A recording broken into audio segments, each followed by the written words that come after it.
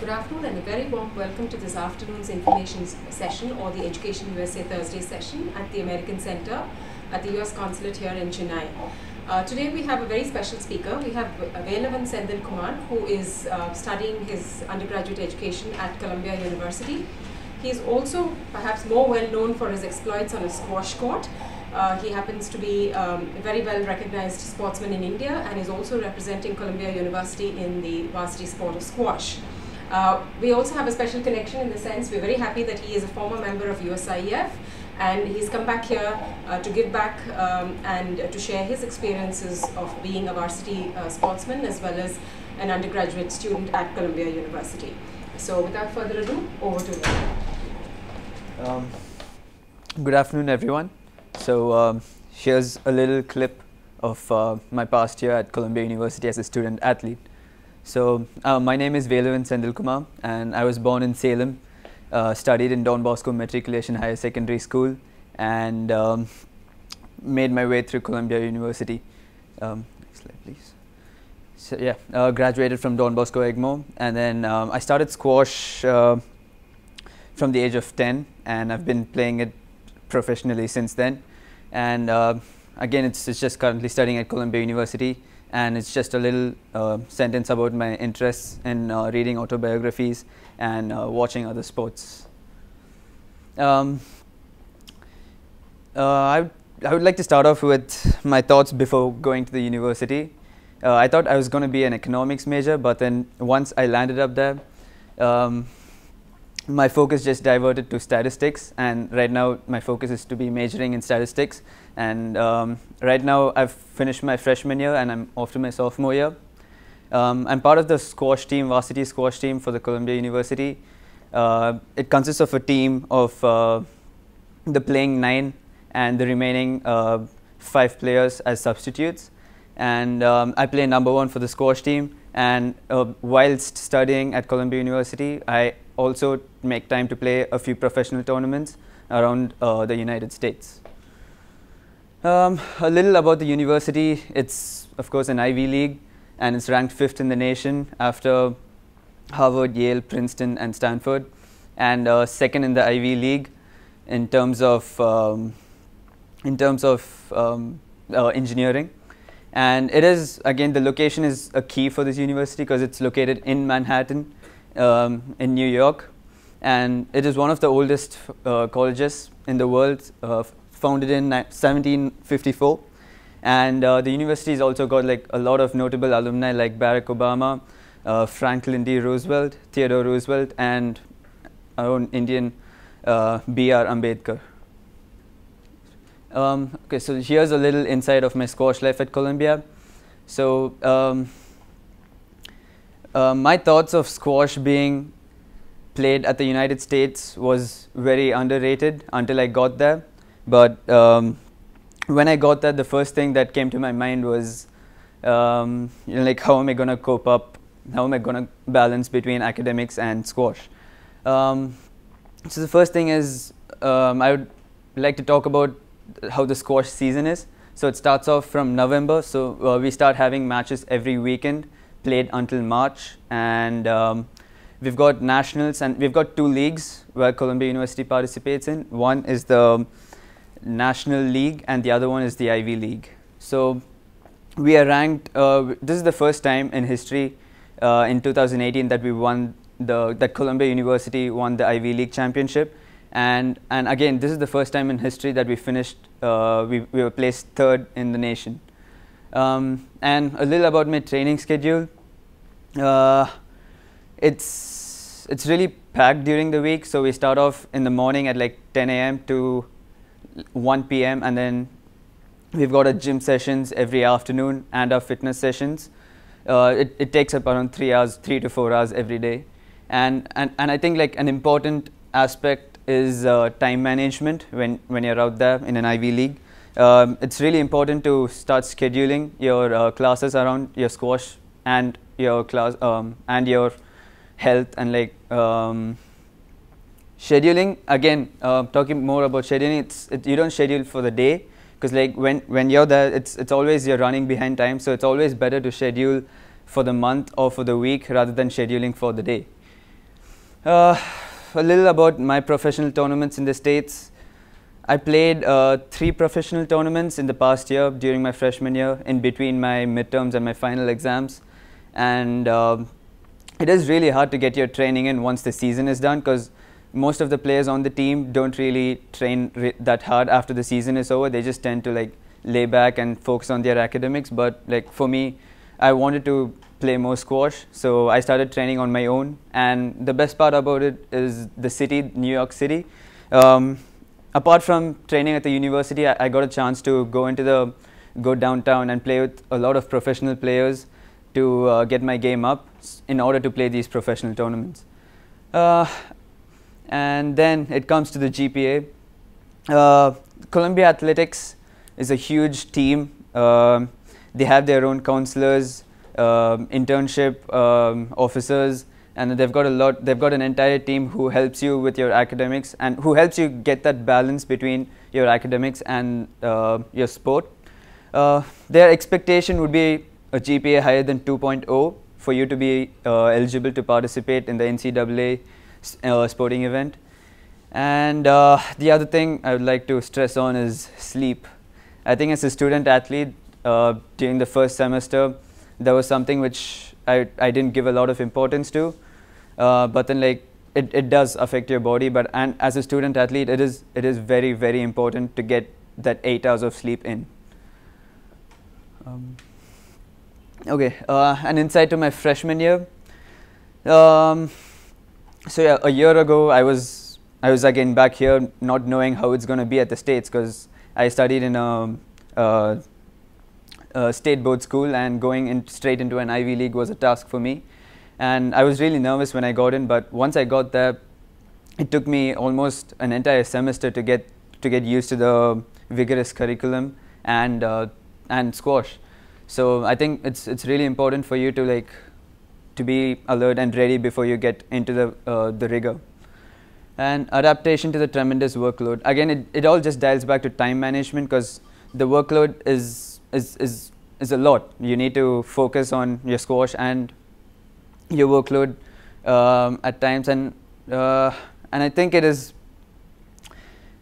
it takes really a long time to adapt to it, because the workload is a lot coming from like state board to going into an Ivy League. It's a lot of adaptation there. And again, coming back to Columbia Athletics. Columbia Athletics offered me a great help with specifically assigning me tutoring classes every single day in order to keep my GPA up. And they also help you with internships, and they help you with the scheduling too. So I think the athletics team at every university is a must to contact. And the other thing which I learned in this university is a few of us don't seek help from the facility out there, but I think it's really important to seek help when you're in trouble. Again, in between all of the hustle between your squash and or whatever sport it is and your academics, it is really important to give yourself time to think, because sometimes you just get carried away with the fast-paced life out there. Sometimes it's really important to put a stop for a few minutes or a few hours and think about what you're going to do, and give yourself time to think. And academic integrity. It is really important that you follow the rules. They've got a lot of rules, a humongous textbook full of rules. When I got that, I had a problem where citation in my university writing class was really important, and the first few classes I didn't give that much importance to it, and I just followed up without ignoring the correct citations. And they stress on it a lot, because it does come into the academic integrity. It is really important, citations, and they're like minute things which are not stressed on out here in India. It's really important that you go through it and follow those rules. Okay, so this is mostly about how I got into Columbia.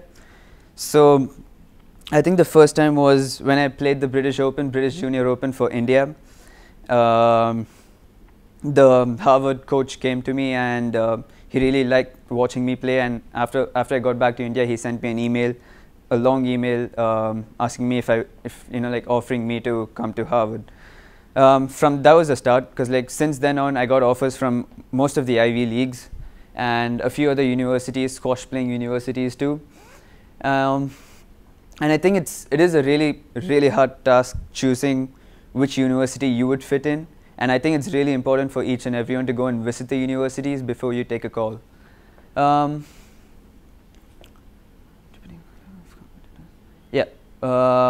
Again, even for student athletes, even if you're a recruit to a university, it's really important that they do expect you to have minimum requirements in your testing. For example, I had a minimum requirement of 27 in my ACTs, and I think it's really important that and also they have something called the academic index, where they balance between your testing and your level of play. So like if suppose your level of play is really high, if you're playing for the country and you've won a lot of laurels for them, they might give you a little concession in your testing. So I think that's like one really important point to note for student athletes. And then the process of recruiting is, again, there are these assistant coaches from all universities. They just come down to every international tournament looking for recruits to help them get the NCAA trophy. Again, the process of recruiting is just the same as any individual except the testing part. The testing is where they have a concession, and the academics index is what I told you about. Yeah, that's it. Any questions? Yeah. Let's see if they have any questions. Yeah, do you have any questions? So we have a question from our online Yeah. viewer. My son Rakshan is studying 6th standard. He's in athletics coaching for the last 2 years. He's spending about an hour every day and looks so tired after returning from the session. Please let us know the best nutrition for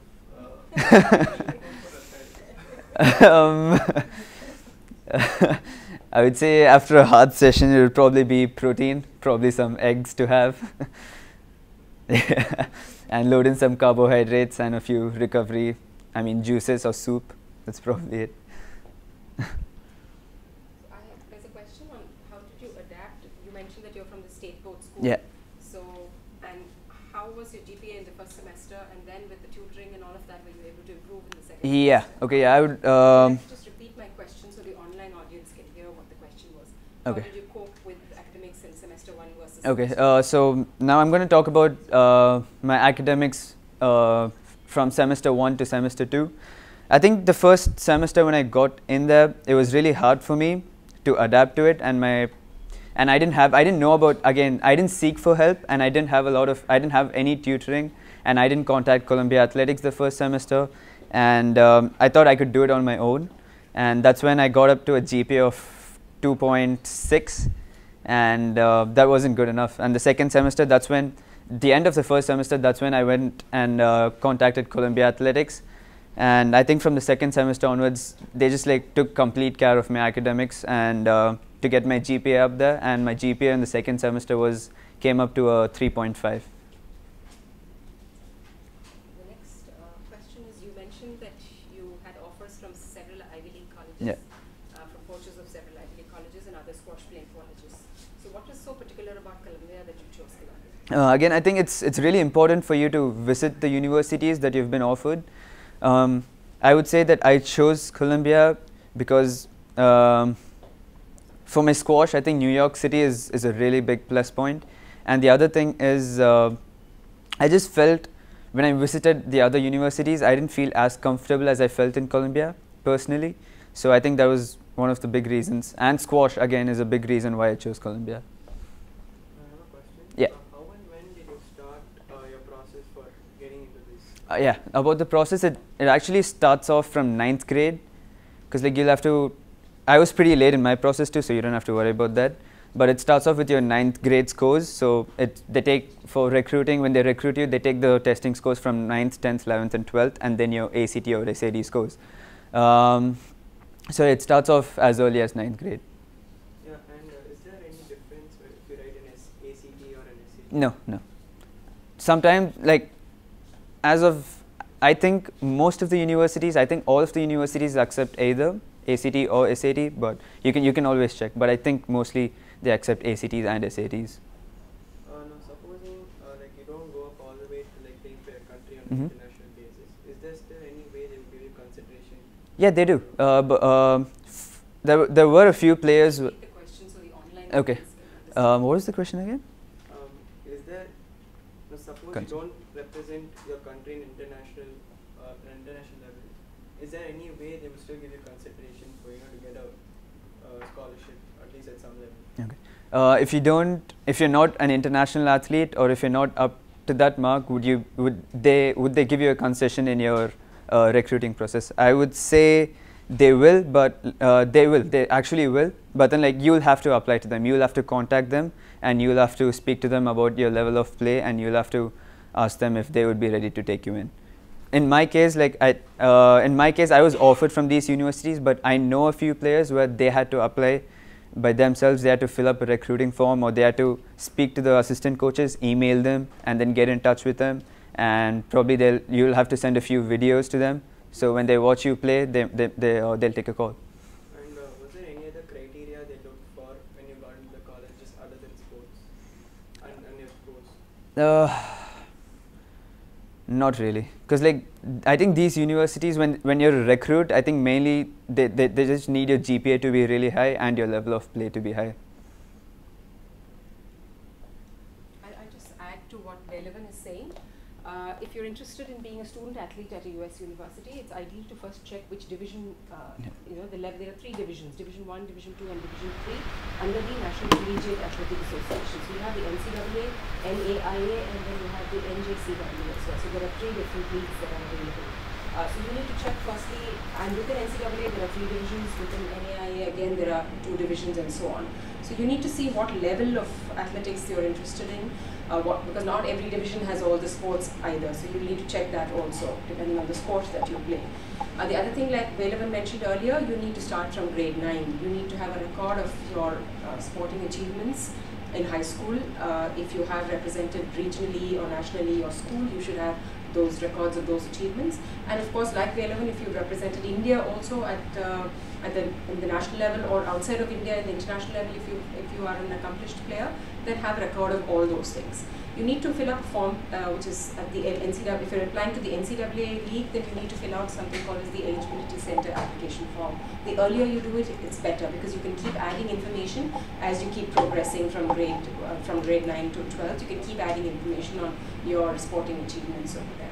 And again, like Velavan mentioned, ideally identify which are the divisions that you're interested in participating in, find out which are the colleges which come under that particular sporting division, and then send an email to the coaches asking them for any specific eligibility requirements for their the varsity sport team at their particular college. So it's really something you have to really plan well in advance.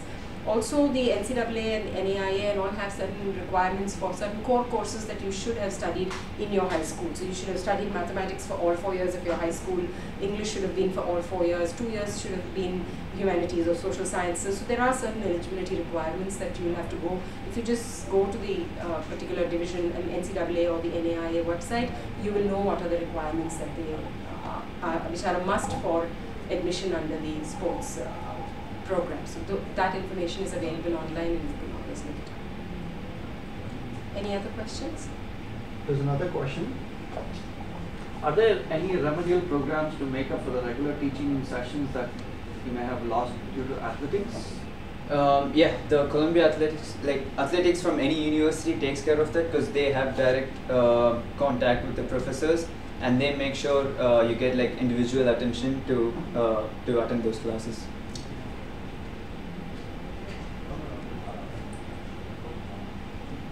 So do you think it matters what school board you go to, or if you're applying as a student athlete, it doesn't matter, as long as you're really good in your sport, you can get admission? What is your thoughts on that? I think it is okay to be in any board, but And for me, I had a really hard time switching from state board to an Ivy League. So I think personally it's better to like study in an international board out here and then go on to the US. And for those students in your class who are not athletes, do you see any difference between them and you?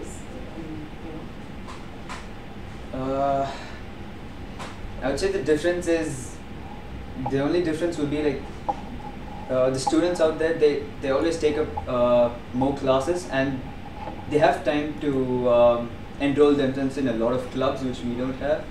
It's like most of the time we're just like training and assignments.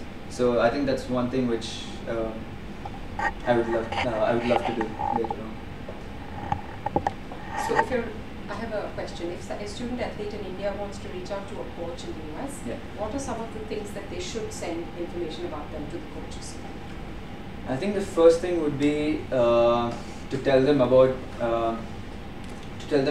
what you're playing the sport. I mean, obviously you'll be in touch with the specific sporting coach, and you'll have to tell them the level of play. You'll have to tell them if you're playing any leagues. Like, I think it's best to give every information you have to them and be as transparent as possible. You say like an athletic resume? Yeah, an athletic resume would be good. Your school grades, I mean like everything from 9th grade, what you did, and your entire athletic career, any accomplishments. And do you think it would help if they were to shoot a video of themselves playing the sport? Yeah. And sending that also, and a letter of recommendation from their coach, would that help? Yes, that helps a lot. I think a video of the student athlete playing is a really big plus point, because I think it just gets things done faster because they watch you play on videos, and if they really like you, they and the other thing is, if they really like your level of play or the style of play, they would do anything out of their way to get you into the university.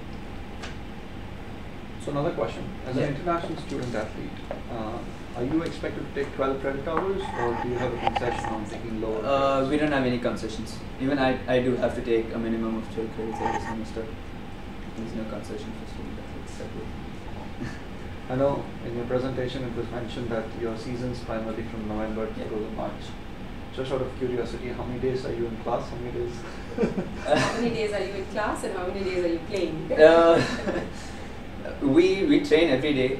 I mean, like, we start off training even before the season starts. We have the off-season training. So I mean, like, I got in August and we started off. I had like a week's time with the orientation programs, and we started right away after that.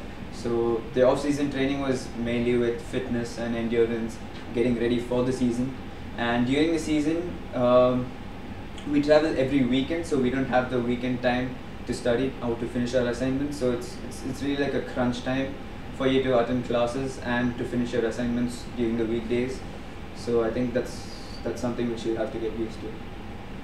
So what's a typical day like?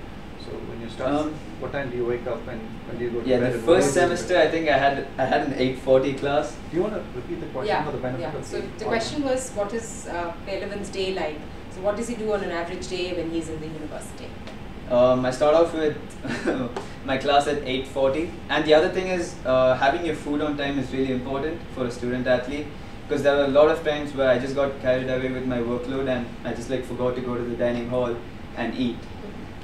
So I think it's really important to eat your food on time. So I started out the first semester. I think I had an 8:40 class, and then I get out at 10, and we started training at 10:30 all the way until 1 p.m. Come back for lunch, and then we start our gym session from 2 to 4, and then I had a 4:10 class until 6, and then I had a 6:10 class until 8. And then I finished my dinner and finished my assignments after that. So that's what a typical day is. Wow, it's quite hectic. Even to hear it, it's rather hectic. It feels rather hectic. But we can see that you're doing well. I mean, considering that from your from your first semester to second semester, there's been a wonderful surge in your academic GPA. You've done really well in the second semester, and I think now you're getting a hang of managing academics and sport. And of course, and you're continuing to play for India as well, which is a great achievement indeed. So any other questions? So what kind of scholarships are available for? So the question is, what kind of scholarships are available to international students who want to join us I think it's for the Ivy Leagues, they do have financial aid. I think it mainly depends on your parents' income. And sometimes they do have concessions. Suppose if you have offers from all the Ivy Leagues, and when every university wants you, so like Columbia, it depends on how badly the university wants you. If they really want you, they'll increase the amount of financial aid you get. So sometimes that really works out. But most of the time it's just like financial aid. They don't have any particular scholarships. It just mainly depends on your parents' income. So I have a question here. You did not apply through the NCAA route, Yeah. Like filling out the eligibility Yeah. center form. You didn't go through that route. It's just that the coach saw you, Harvard coach saw you playing the British Open Junior and scouted you literally, Yeah. right? So if somebody were to go through that entire process of the NCAA eligibility center requirements, filling out the form, reaching out to the coaches, would they have a better chance of getting any financial aid, you think, or it doesn't matter whether they go through that process or not? Yeah, I don't think it really makes a difference. Okay. Because at the end of the day, I think all of the financial forms are taken up by the athletics department, Okay. and like whichever way you're applying from, that's like the base where they go to, and they take the call if you deserve a financial aid or not. Do you have any questions? Okay, I need to listen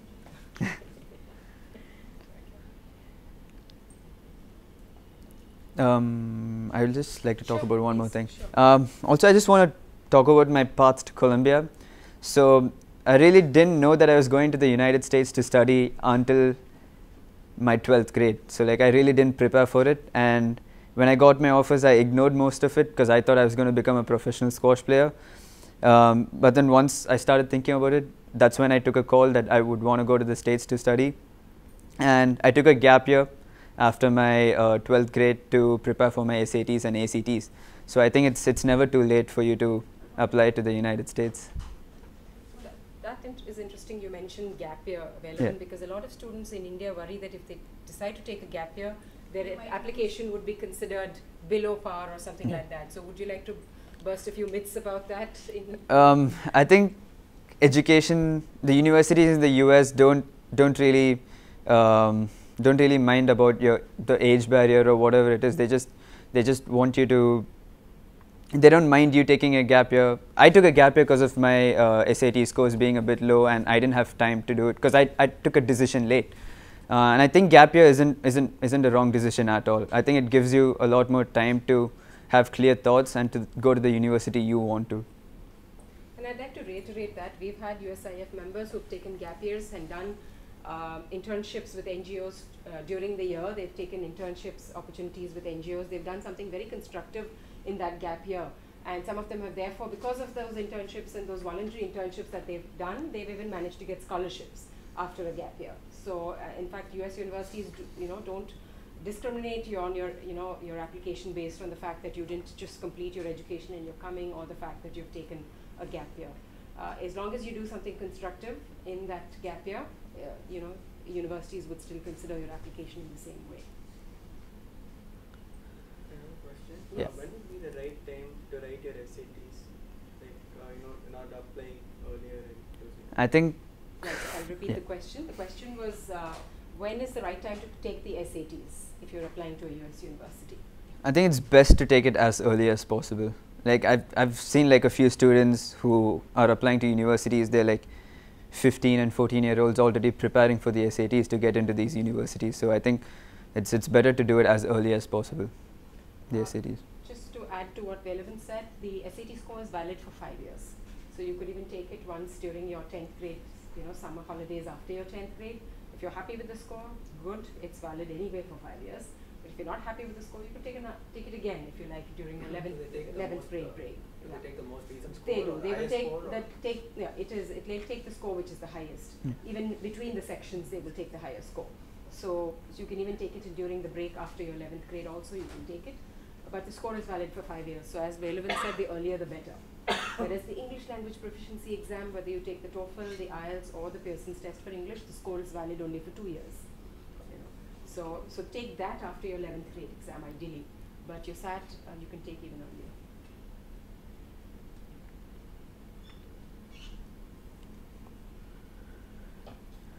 So if you had to share 5 top tips to Indian students who are looking to apply, to apply as international student athletes, what would be those top 5 tips from you? Start off, I think you'd probably have to start off with time management before you even get there, so that it's way easier and you get onto things faster. And the other thing is Apply early? yeah, apply early. Okay. Yeah, apply early is a must. Apply as early as possible. And I think it's really important to not get carried away by your sport. I think it's really important to find the right balance between your sport and the academics, because sometimes even I've been through a lot of times where I just got carried away with the sport because it's my passion, and I got really carried away and I started ignoring my grades, and I don't think that's a really good thing to do. I think it's really important to concentrate and find a balance between both.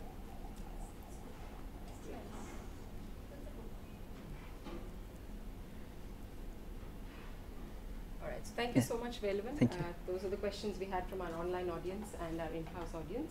We'd like to say a big thank you to Velavan. We're very proud of him at USIF for his academic and sporting achievements. And we'd like to thank him for coming back and doing this presentation for us. And we're live streaming this presentation. It will be archived on the US Consulate Chennai Facebook page video section, so that other students who are unable to visit this center today due to school hours, they're not able to come here. So that this presentation will be available to them online. They can always watch it. And then if they have any questions there, they can of course email us and get in touch with us. So we'd like to wish Velavan the very best in his squash career and in his academics, and we look forward to meeting him when he's here again during his next vacation. Thank you. And just to add, for the next, we're having another information session on Tuesday, 24th of July, which is, the topic is gaming, music, and film industry, or studying these 3 topics in the US. And we have a student alum from Full Sail University who is going to be giving that presentation. And then on Thursday, 26th of July, we have another session titled How We Did It. And we will have students who are going to go to the US this year for fall 2018 semester. A few of them will come and talk about their experience of applying to US universities in the past 1 year, what they've been through, what they've done, and what are some of their top tips to prospective students. So do consider coming and attending those sessions, and reach out to us if you have any questions. Our email ID is, as always, usifchennai@usief.org.in. Also, a final information is we are conducting a US University Fair on 21st of July, which is a Saturday. This is from 2 p.m. in the afternoon to 5 p.m. and we have 17 colleges cum universities from the US who will be attending this fair. So, and this fair is being held at Welcome Hotel, which is formerly also called as My Fortune Chola Hotel on Cathedral Road. So on Radhakrishnan Saleh, in fact it's called. So please do attend that education fair. It's a great opportunity to have a one-on-one conversation with US university representatives and find out about how to apply to a US university. So we look forward to seeing you there as well. That is Saturday, 2 to 5 p.m. US University Fair at Hotel Welcome, Radhakrishnan Saleh, Chennai. Right? But do email us or call us. 2857-4134 is our number here in Chennai. Do call us if you have any questions on upcoming programs or if you would like to see